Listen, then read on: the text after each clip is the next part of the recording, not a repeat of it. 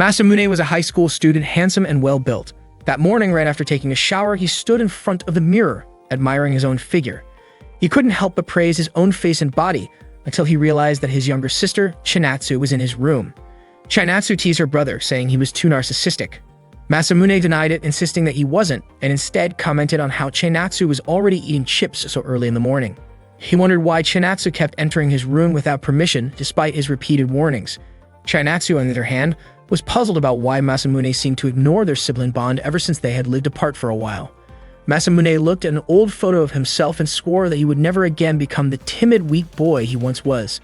Not long after, their mother, Kinyue, entered the room and told them she had already prepared breakfast. Every dish she made was packed with calories because she believed it would spark Masamune's appetite. But Masamune refused to eat.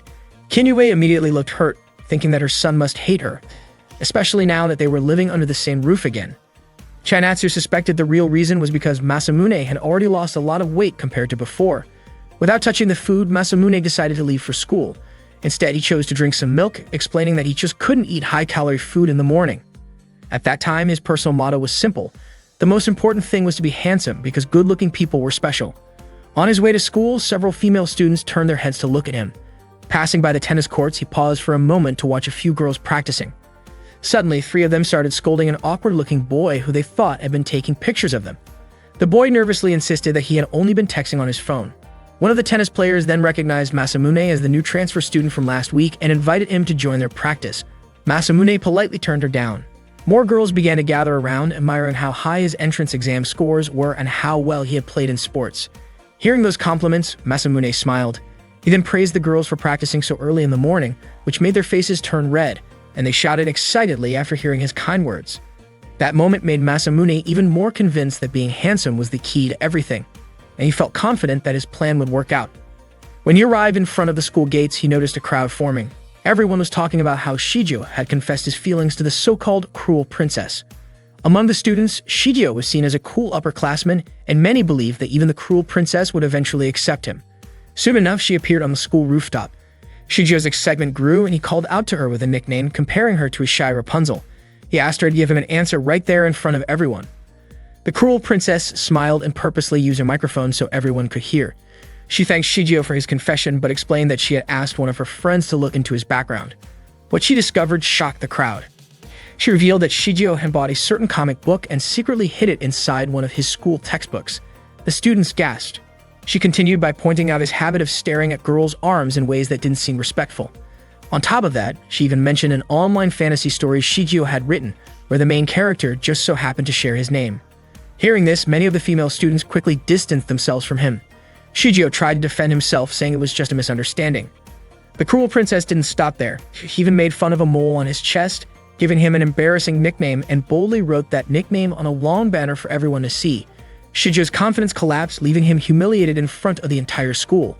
Masamune, watching the whole scene, realized how ruthless the cruel princess could be. Later, Masamune headed to his classroom. He thought that this school was truly intimidating, but he reminded himself that he couldn't be discouraged over something like that. His real challenge had only just begun. Suddenly, near the staircase, he accidentally caught sight of the cruel princess again, and their eyes met. Memories from his childhood came flooding back. He remembered a time when he had confessed his feelings to a girl, only to be rejected harshly and insulted. That painful moment had haunted him in his dreams ever since. Masamune woke up startled in class, surprising his classmates. Tae, the class representative, walked up to him and pointed out how soundly he had been sleeping. Masamune already knew who she was, and Tae was glad to see how quickly he was adapting to the new school. That was when Masamune realized something. Being handsome meant that no one scolded him, even when he fell asleep in class. Not long after, Kojuro brought some food for him. Masamune thanked her warmly. She had bought him bread stuffed with noodles, which looked like it had the same amount of calories as a full lunch. Masamune thought to himself that he would just do more sit-ups later at home. Kojuro admitted that she admired how Masamune stayed humble despite his good grades and athletic skills. She was a popular student herself, and in Masamune's eyes, she seemed like someone destined to be adored. According to Kojuro, there was another student in the school whose grades were just as good as his. Right at that moment, the cruel princess appeared with her attendant. She was looking for a boy named Akio, and turned to Masamune and asked if Akio was in their class. Not long after, Akio raised his hand. The so-called sadistic princess was named Aki. She walked up to him and read aloud the love letter that Akio had sent. The letter said that Akio had fallen in love when he saw Aki looking elegant during gym class. Aki then concluded that Akio must have enjoyed staring at her legs when she wore shorts. Without hesitation, she mocked him by giving him the nickname Pudding Prince and tore the letter to pieces right in front of him. Akio was deeply embarrassed and Aki left the classroom right after. Masamune was puzzled by Aki's behavior. Kojuro explained that Aki was one of the top students in their year and also very beautiful, though her personality was completely different from Masamune's. The rumor going around was that Aki despised boys and anyone who dared to approach her would be given an insulting nickname and rejected instantly. That was why she earned the title of the Sadistic Princess, and her real name was Adagaki Aki. Hearing that name, Masamune was shocked. Aki was the heiress of the Adagaki group. He quickly went outside to confirm it, and sure enough, he recognized her. He never expected to meet her this soon. During the lunch break, Aki sat with a group of girls. They offered her all kinds of snacks, while Masamune observed from a distance. Just as Kojuro had mentioned, Aki was always surrounded by many attendants. She acted kindly towards Sonoka, even fixing the bow on her hair that had gone slightly crooked. According to Kojuro, many girls admired Aki because she was bold and spoke her mind openly. Out of everyone, the one truly close to Aki was Yoshino. Masamune, who had been taking notes about everything related to Aki, asked Kojuro if he knew about Aki's likes, dislikes, or habits. Kojuro admitted that he did not know much, but he had heard that Aki always ate lunch alone. And indeed, after enjoying some snacks, Aki separated from Yoshino to look for a place to eat by herself. Masamune thought Aki was like a queen, surrounded by female students but always alone at lunchtime. This made him even more interested in finding out more about her. Kojuro suggested that Masamune should probably not get involved, but Masamune reassured her not to worry. He then hurried after Aki, but unfortunately, he lost track of her. He searched the library, the classroom halls, and even up in the trees, but Aki was nowhere to be found. Then Masamune spotted Yoshino walking quickly while glancing around cautiously. This made him suspicious. Yoshino checked her surroundings again before entering the sports equipment storage room. Masamune was curious about what she was doing there and decided to follow. Inside the storage room, Eki scolded Yoshino for taking too long to buy her a pork sandwich, saying she'd been kept waiting. Masamune felt relieved he had finally found her. But then, just as he was about to step closer, a spider dropped right in front of his face. Startled, Masamune screamed and ended up barging into the storage room. He quickly smiled and apologized, saying he had wandered into the area by accident. Aki, however, did not believe him so easily. She suspected that he had been deliberately looking for her. Masamune was surprised to see that Aki was having lunch in the sports equipment room, with a meal that looked more suited for a construction worker than a refined princess. Aki told him to leave immediately. Masamune mentioned that there were plenty of sporty girls who ate just as much, but then he was shocked to realize that Aki had not only one lunchbox but also the sandwich Yoshino had just bought. Embarrassed, Aki admitted that she would get too hungry if she only ate a regular portion. She also confessed that she was prone to hypoglycemia, which meant she needed to consume a lot of sugar, and she tried hard to make sure her stomach would not growl during class. Masamune decided to excuse himself, saying he had something else to do. Before he left, Aki asked for his name and warned him not to spread what he had seen. Masamune, however, felt that he had just discovered an important secret. From that day on, Masamune started greeting Aki more often, in the hallways when she was with friends and even in the library. During gym class, Kojuro mentioned that rumors were spreading around the school. People were saying that Masamune had grown close to Aki, and some even bet that the so-called sadistic princess would eventually fall for him. Masamune thought the truth was far from what his classmates imagined. In reality, Aki had become much harsher toward him, and he wondered how such rumors had even started. He believed no one would ever believe that a beautiful girl like Aki actually ate portions big enough for a laborer. One afternoon, Aki glanced out of her classroom window and sent Masamune a note telling him to go back to his cage. Just then, a ball thrown by Kojuro accidentally hit Masamune on the head. His friends worried and suggested that he go to the student infirmary, but Masamune assured them that he was fine.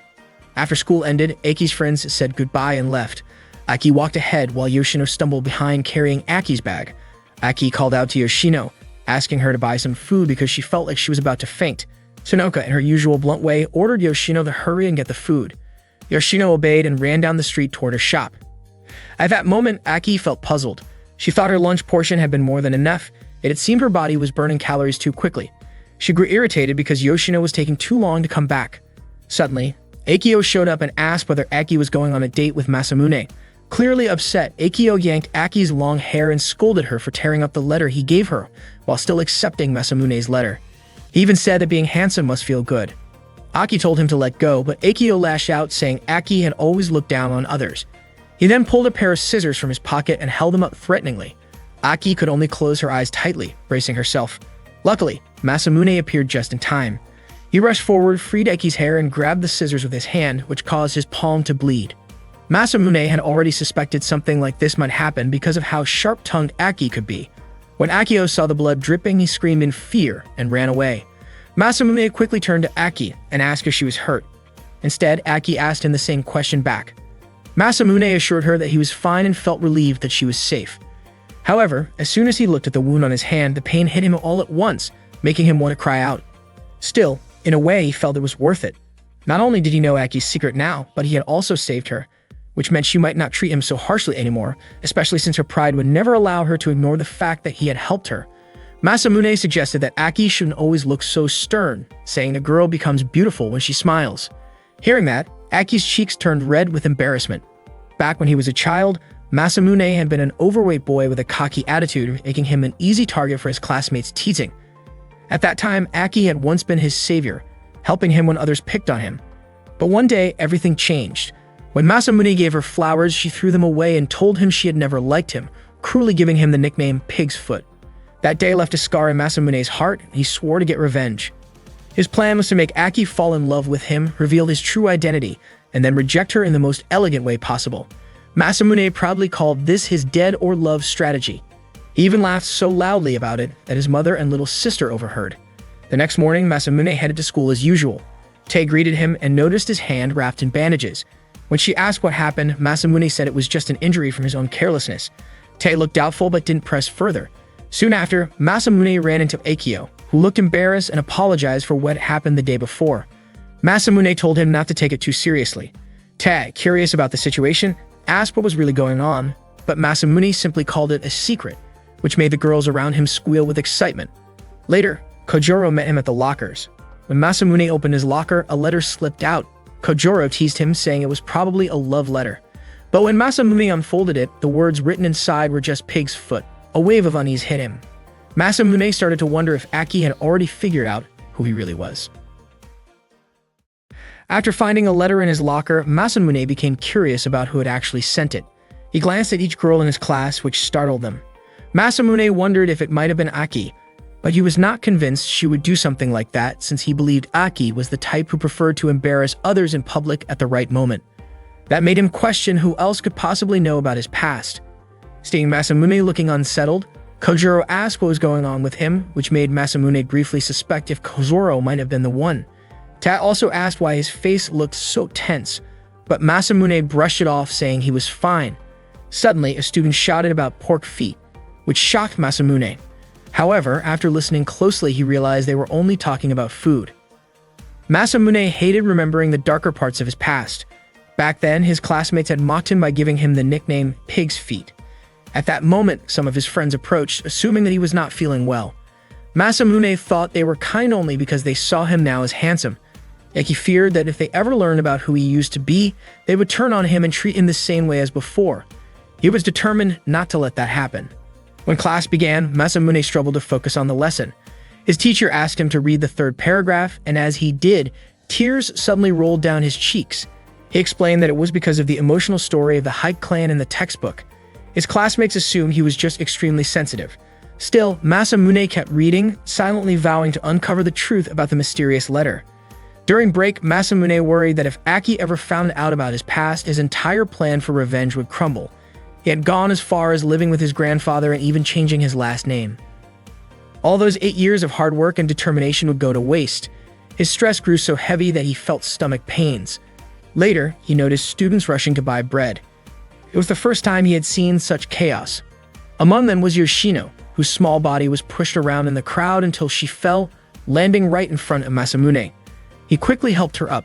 Yoshino said it felt like fate was always cruel to her, and that she had given up on ever buying bread again. She then handed Masamune a note with her order: 5 croquettes filled with spicy peppers and 4 pork sandwiches. Masamune pushed his way through the crowd and managed to buy everything on her list. Yoshino was deeply moved when he handed them over, saying it felt like something out of a dream. She even compared Masamune to a guardian spirit statue. As Yoshino was about to leave, Masamune followed, suspecting that bread was actually for Aki. Yoshino tried to get away, but Masamune stopped her, and she quickly apologized. Masamune teased her for a moment before reassuring her that he would not cause trouble and would explain everything to Aki himself. The two then went together to meet Aki. Seeing how Yoshino acted, Masamune thought she resembled Cinderella being ordered around by a strict stepmother. He knew how that felt since he had been bullied himself in the past. When they arrived, Aki scolded Yoshino for taking too long and making her starve. Yoshino kept apologizing as Aki called her slow and careless. Yoshino handed over the bread, and Aki immediately ate it with enthusiasm. Watching from the doorway, Masamune could not understand what part of Aki seemed like a princess. Because she ate too quickly, Aki ended up choking, which set Yoshino running off to find a drink. Masamune stepped inside and asked if Aki was alright, which startled her. She looked around for Yoshino, and Masamune explained that Yoshino had gone to buy tea for her. Aki kept eating and asked why Masamune had come. He said he just wanted to check on her. Masamune was surprised to learn that Aki had eaten a large lunch before having bread. Aki then asked about his injury, and Masamune admitted it still hurt a little when showered or changed clothes, even though in reality the pain was much worse. Hearing this, Aki said she had not meant to trouble him, which made Masamune happy. To him, it meant her pride was starting to soften and making his plan progress smoothly. That convinced him she was likely not the one who had sent the letter. Aki apologized, saying what happened the previous day was her mistake. Soon after, Yoshino returned but tripped and fell again, which embarrassed her. Aki quickly covered Masamune's eyes to keep him from looking, but in doing so, she accidentally poked him in the eye. Yoshino offered him the drink she had brought, which touched Masamune. Aki commented that Yoshino always acted humble and overly polite toward everyone, to the point that it became a bad habit. She advised Yoshino not to be so nice to everyone, saying it was natural for her to treat Aki kindly since she worked for her. Masamune then pointed out that Aki had sauce on her nose, which made her flustered. Masamune admitted he was not good at being kind to everyone. He gently touched Aki's cheek and told her it would be better for her to rely on him instead of always depending on Yoshino. After saying that, he left the storage room. Aki was furious at his behavior, while Masamune felt victorious, believing that Aki would eventually give in to him. He had drawn inspiration from a comic book by Chainatsu that he had read earlier. Masamune was convinced that his first step had been a success, and now his focus was to make Aki like him even more. He believed his love-or-nothing strategy was nearing its final stage. At that moment, Aki touched her cheek and called Masamune foolish. After school, Masamune thought it might be time to ask Aki for her phone number. While he was walking, his foot suddenly got caught in a rope trap, and he ended up hanging upside down. It turned out Yoshino had set the trap. She called Masamune by his old nickname and questioned if he was really planning to take revenge on Aki. Masamune was shocked that Yoshino knew the name he had been called when he was little, especially since he remembered none of his childhood friends being small enough to fit that description. That was when Masamune realized Yoshino was actually the one who lived with Aki. Yoshino cut the rope and Masamune fell, landing painfully. Yoshino explained that her ancestors had been serving the Adagaki family for generations, and her family had already been loyal for over 300 years. That meant Yoshino was not Aki's friend in the way Masamune imagined, but rather someone dedicated to serving her. To Masamune, Yoshino's kind and humble personality had seemed like a Cinderella story, but now it became clear that Aki was not a stepmother figure in Yoshino's life. She was the master Yoshino had always been expected to serve. Masamune felt tricked by Yoshino's demeanor and thought his plan for revenge might have to end there. He told her she was free to laugh at him, and he admitted he did not regret showing Aki what it felt like to be treated the way she had treated him. Surprisingly, Yoshino did not take issue with his plan and even offered to help him. The next day, Aki was surrounded by her friends Mary, Hikune, and Sonoka, who followed her almost like attendants. Mary suggested having a tea party after school, but Aki refused since she had cleaning duty that day. Hikune and Sonoka admired her sense of responsibility for not skipping her assigned task. From a distance, Masamune observed them while still questioning Yoshino's intentions. He was not sure whether he could trust her, worried that her offer might be a trap. Besides, since this was his revenge plan against Aki, he felt it was something he needed to see through on his own. Not long after, Tae appeared carrying a stack of papers.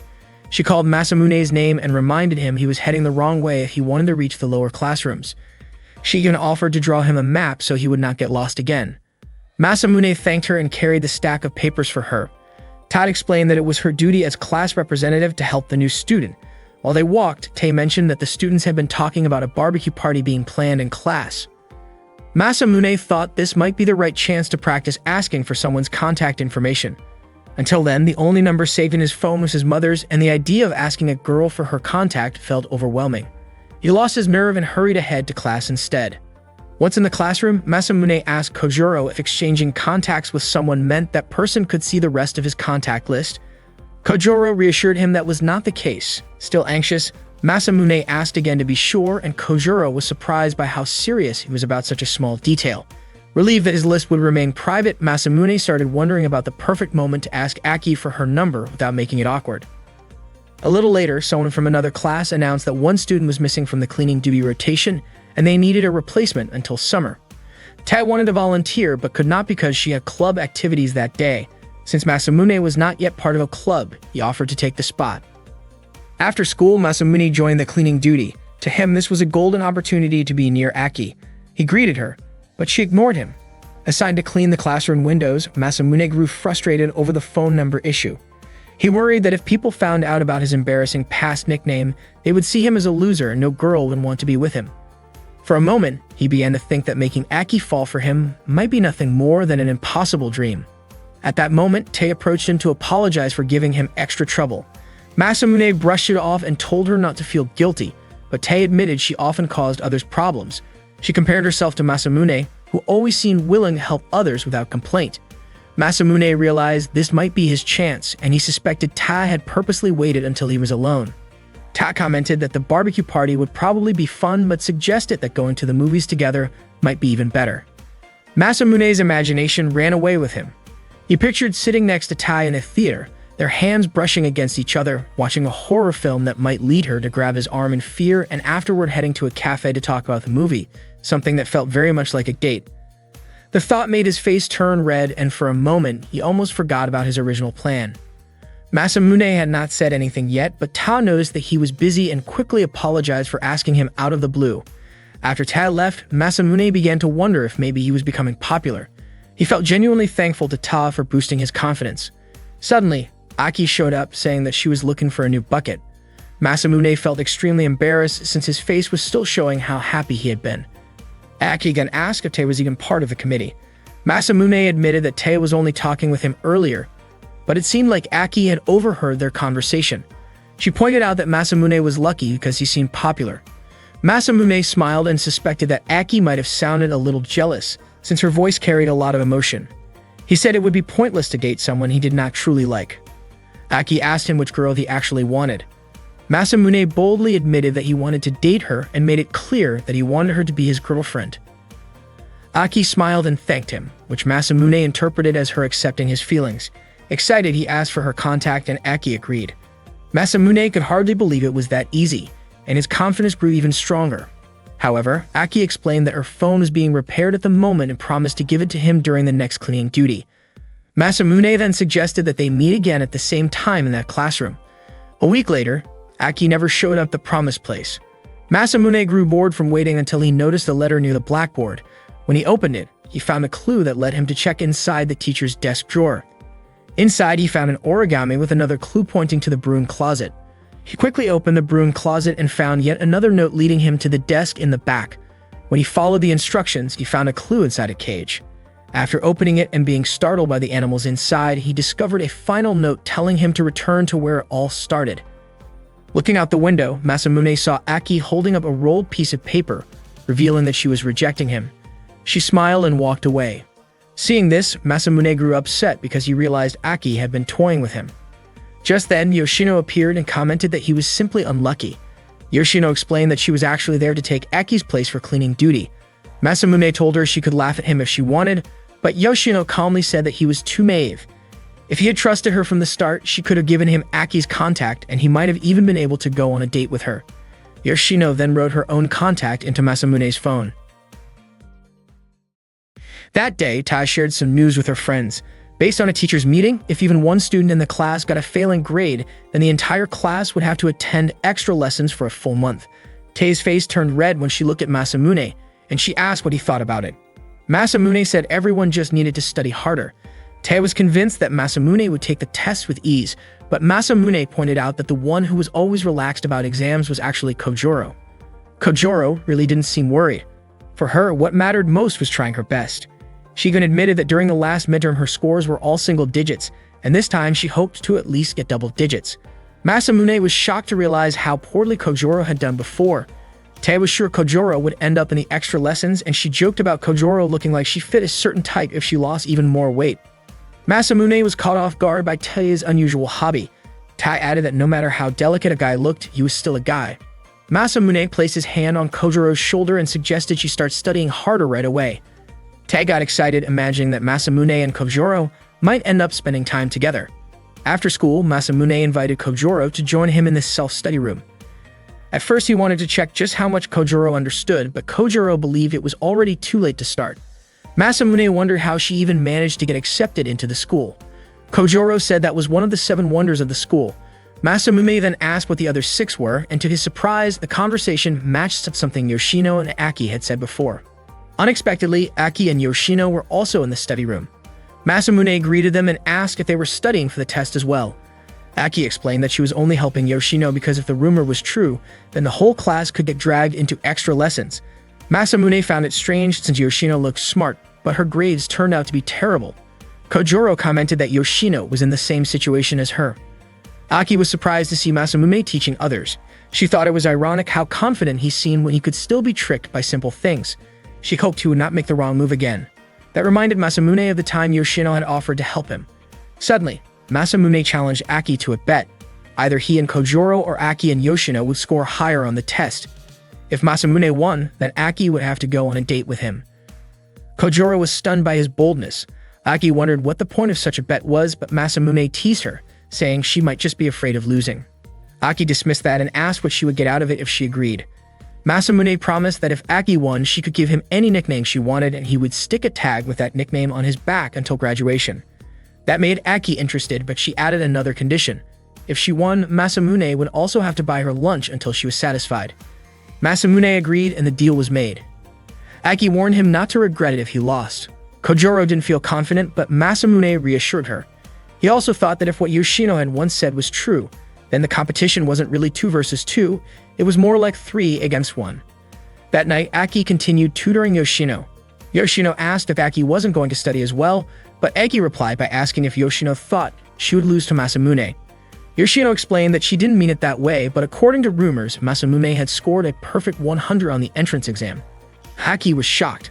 Supposedly, he had been the first person to ever achieve that in their school. She hadn't expected it, especially since she thought Masamune was just overly full of himself.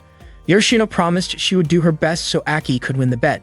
Still, she added that if Aki lost, then Aki would have to read a dating guidebook. Aki was horrified at the idea and quickly insisted that Yoshino take studying seriously. She also promised to help her as much as she could. Meanwhile, Masamune was building up the courage to call Yoshino. It would be the first time he ever called a girl, and he wondered if it was a waste for Yoshino to be the first. But if he didn't call, then he couldn't discuss the bet with her. Just when he was overthinking it, Yoshino actually called him first. Masamune hesitated but eventually picked up. He asked if she could help him with the bet, but Yoshino said it was impossible. She explained that Masamune was free to decide whatever he wanted, but she already had her own plans. She then said something strange about not letting them win easily, but also not defeating them completely. Masamune was confused by how oddly she acted toward him. The next day, Kojoro apologized to Masamune because her score was still in the single digits. She insisted that she had tried her best and said she was ready to accept a nickname as punishment if necessary. Later, Aki and Yoshino approached Masamune. Aki tested him by asking questions from Japanese history, biology, Japanese language, geography, and even English. Masamune was able to answer them smoothly. After that, Aki and Yoshino walked away together. Masamune realized that his skills and Aki's were evenly matched, and if things kept going that way, it could get dangerous. Everything would eventually depend on their individual abilities.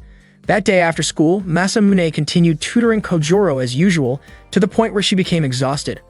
After school, he even made time to work out, and later that night, while it was raining, he was still teaching Kojoro. Aki and Yoshino happened to see them from outside. Chainatsu was surprised because her older brother, who was usually obsessed with working out, was now so focused on studying. Kinue explained that Masamune had an important test the next day, and she got really excited about preparing him a lunchbox. Hearing that, Masamune requested that the food should be low-calorie, high in protein, and without fat. He thought that if Yoshino wasn't going to help him, and he had to make sure to win the exam on his own. The next morning at school, Masamune asked Kojoro if she thought she could handle the test. Kojoro felt confident that she could, thanks to Masamune's tutoring. That day, only the math exam was left in the afternoon, and Masamune felt certain she would do well, since he had been so patient in teaching her math. That meant their chances of success were high. Kojuro then invited Masamune to grab something to eat since she was hungry after all their hard work. Before that, Masamune went to buy drinks. At the vending machine, he ran into Yoshino. She apologized to him, but Masamune said it was fine because he had started the competition in the first place. It would be strange to rely on her anyway, and the competition actually gave him motivation to study harder. He was very confident he wouldn't lose. Yoshino then handed him a drink, wishing him good luck on the test. Masamune was confused since Yoshino hadn't helped him at all but was now showing support. Yoshino replied that it no longer mattered and walked away, leaving Masamune wondering what she meant. When the exam started, the teacher reminded everyone to stay focused until the very end. Masamune felt relieved because the questions were similar to what he had studied. But then, out of nowhere, his stomach started to hurt badly. He suspected that the coffee Yoshino gave him had been spiked with something, and he grew frustrated. He started thinking that Yoshino and Aki really were his enemies, and he couldn't understand why they would resort to something underhanded. After the test ended, Masamune stormed off to Aki's classroom. He tapped a girl's shoulder, thinking it was Aki, but it turned out to be someone else.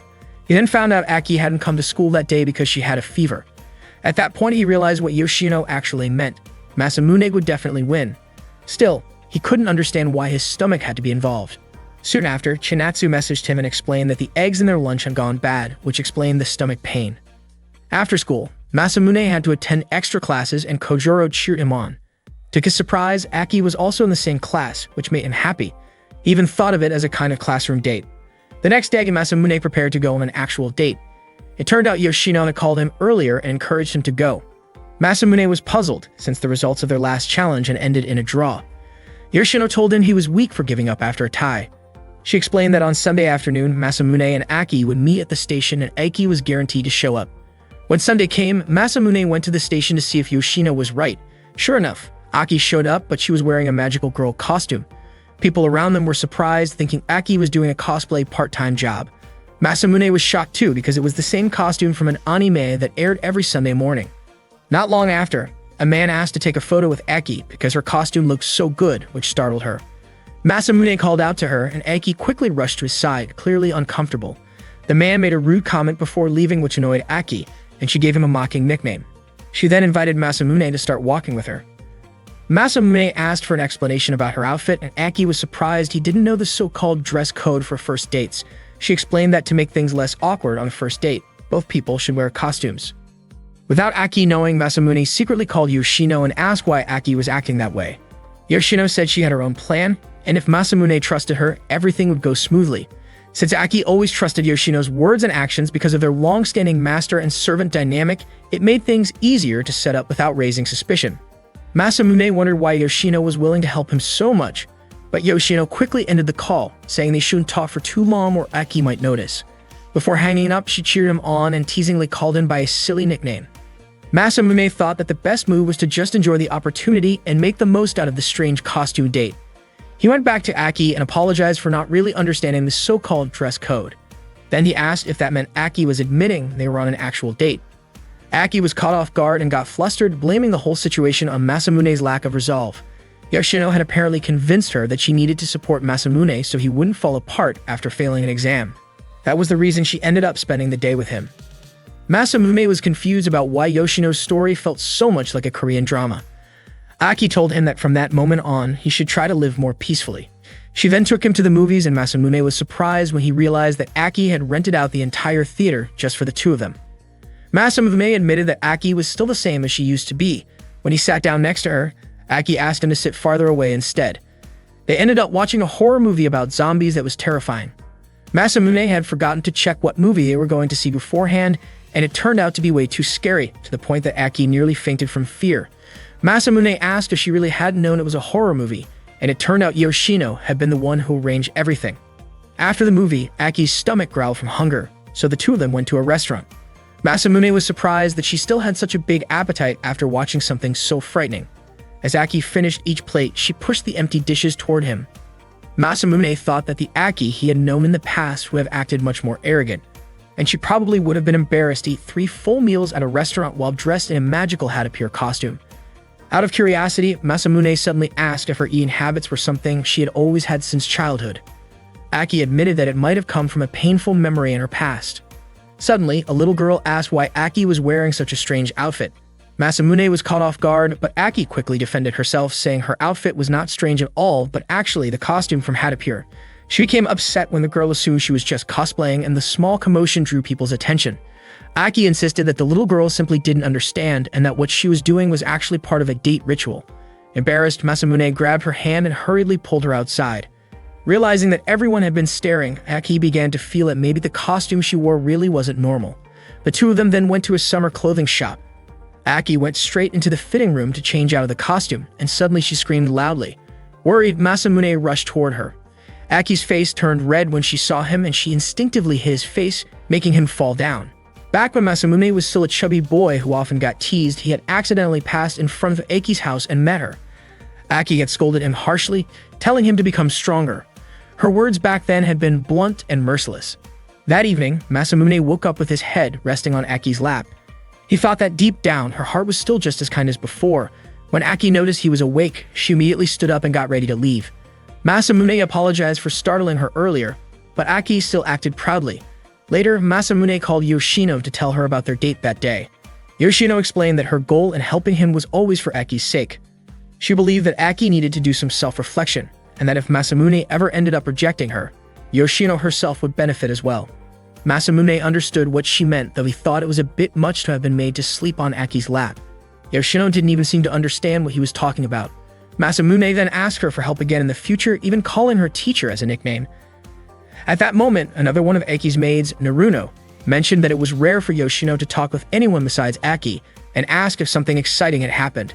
Yoshino simply replied that it had been a very exciting day. That day, Masamune was reading a manga that had a touching scene. In it, the male character hugged the female lead in the middle of the rain and said that if the rain was like her tears, then he would not mind getting completely soaked. The scene made Masamune's heart race, and he quickly marked the page in his manga. Not long after, Chinatsu came into Masamune's room because she wanted to borrow a comic. She thought Masamune was still studying. For Masamune, his mission of revenge could also be considered a form of studying. The next morning, Aki left together with Yoshino. She reminded Yoshino not to give her the wrong information again. Yoshino sincerely apologized, and when she saw them from a distance, she felt sure that the revenge plan was really going to work out. After school, Masamune and Aki attended their usual extra classes. That day, they were studying Japanese history. While the teacher explained the lesson, Aki immediately took notes, but Masamune just stared at her instead. Aki noticed and felt uncomfortable, asking him to pay attention to the front. With confidence, Masamune told her that in his eyes there was only Aki. That afternoon, it started raining heavily. Aki had not gone home yet and thought about asking Yoshino to bring her an umbrella. But suddenly, Masamune showed up and offered his umbrella to her. Out of nowhere, he repeated the line from the manga he had read the night before, saying that if the rain was like Aki's tears, then he would not mind being soaked. After handing over the umbrella, Masamune ran off. He was overjoyed, convinced that his strategy of planting seeds of love would succeed. Unfortunately, the next evening, when Yoshino met Masamune outside, she told him that Aki had actually felt disgusted by his actions. Masamune could hardly believe it, but Yoshino explained that Aki had mentioned it 24 times that day. Masamune was upset with Aki, but Yoshino admitted that she also found what he did embarrassing. Masamune defended himself, saying that the scene was from a legendary story and practically a sacred text for girls. Yoshino insisted that was not the point and advised him to keep some distance from Aki. Being overly persistent was not good either, so Masamune needed to control the pace. She suggested that the next time he saw Aki at school, he should act indifferent. When Yoshino got home, Aki immediately scolded her, wondering why she had taken so long at the convenience store. Yoshino apologized, saying a stray cat had chased her, but Aki did not care and just asked for her groceries before returning to her room. Yoshino stood quietly, noticing Masamune's umbrella sitting there. That night, Masamune went back to reading his manga. He realized that the female character eventually became aware of her feelings because the protagonist started acting distant. But on the other hand, he wondered what if Aki ended up hating him if he did the same. He imagined Aki feeling relieved to be free of him. The next day at school, Masamune bumped into Aki in the hallway. Out of habit, he was about to greet her, but suddenly remembered Yoshino's advice. He immediately acted cold and ignored her. When Aki tried to return the umbrella, she was surprised that Masamune had brushed her off and walked away. Back in class, Masamune felt proud that he had finally managed to act indifferent toward her. He thought all of his efforts to build something with Aki might collapse, but since he had already started, he decided to just follow through with it. During another extra class, Aki once again tried to return his umbrella, but Masamune walked past her and chose his seat far away. His classmates were happy that he sat closer to them. Aki noticed how friendly he was with others, but not with her. The following day, Masamune crossed paths with Aki and Yoshino. He believed Aki must have missed him by now, but to his surprise, Aki also acted cold and quickly avoided him. Masamune was shocked and wanted to chase after her, but Yoshino gave him a look that made him stop. He assumed it was her signal that it still was not the right time to approach Aki again. From then on, Aki continued to ignore him whenever they met. Masamune tried to confirm this by following her.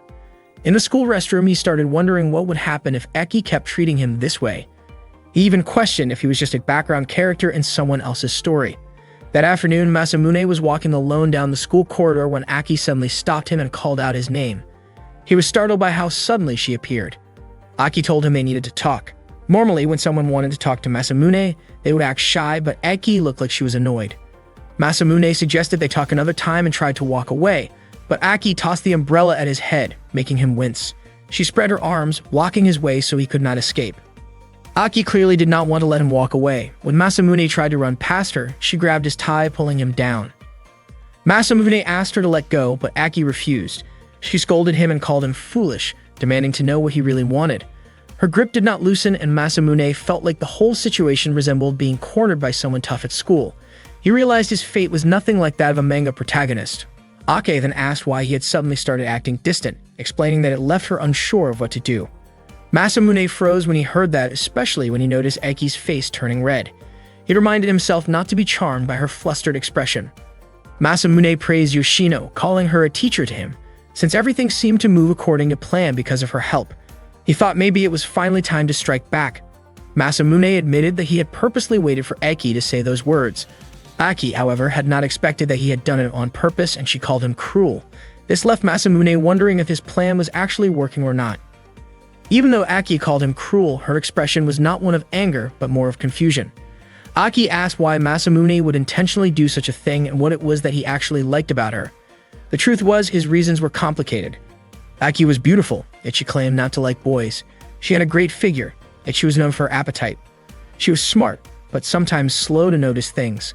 Still, Masamune could not bring himself to say that he simply had no idea how to answer her question. In the end, he decided to say that he liked everything about Aki.